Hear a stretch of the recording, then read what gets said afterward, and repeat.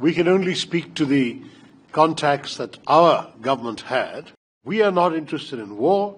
We were just conducting retribution for a terrorist attack.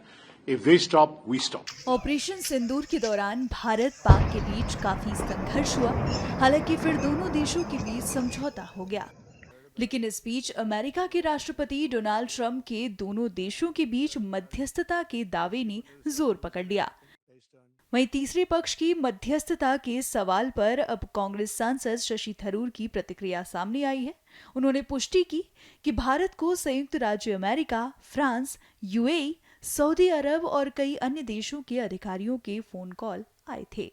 The quick cease of hostilities between the two nations was mainly because of United States intervention.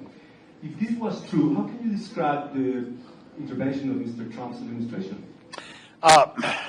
Look, we can only speak to the contacts that our government had.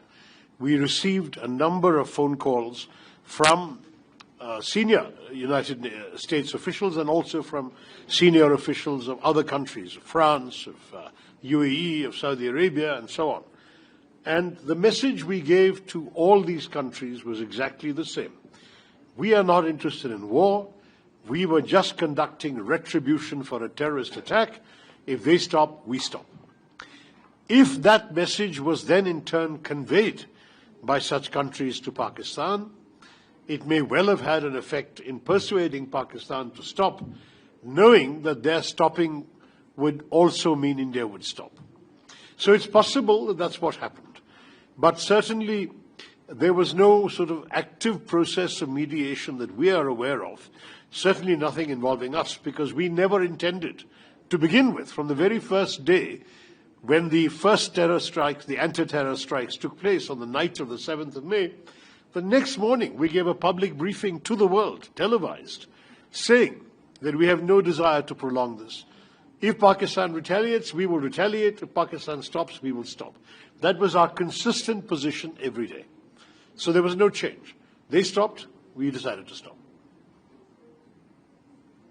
We are not the belligerent power in this particular equation, Maria. I just have one question. You had a very successful visit to Guyana and Panama, and the countries gave you a very strong word of support against terrorism and also against countries supporting terrorism.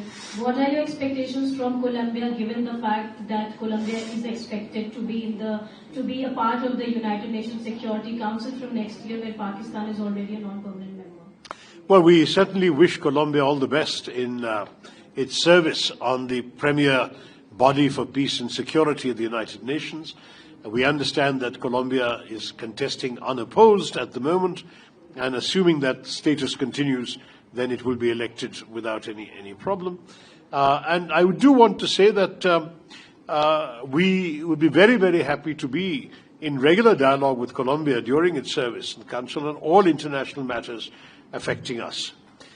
On the question of our expectations from this visit, as I said at the beginning, Ayushi, we are here looking for understanding.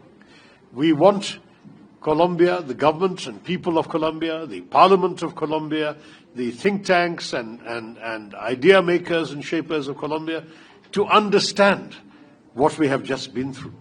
And if they have that understanding, we are confident we will have their sympathy and support, which we also hope to get. But first we need to understand, because we have the impression that perhaps the situation was not fully understood when that one statement came out after the Indian attacks began. Understanding is extremely important for us. We are a country which really has been a force for constructive progress in the world. We are proud of our contributions to the United Nations in areas like peacekeeping and development and fighting the environment, all sorts of things. India has never been a country that wishes to be seen in the context of war and terror. This has been inflicted upon us, and we are simply not going to take it lying down. That's what we want people to understand.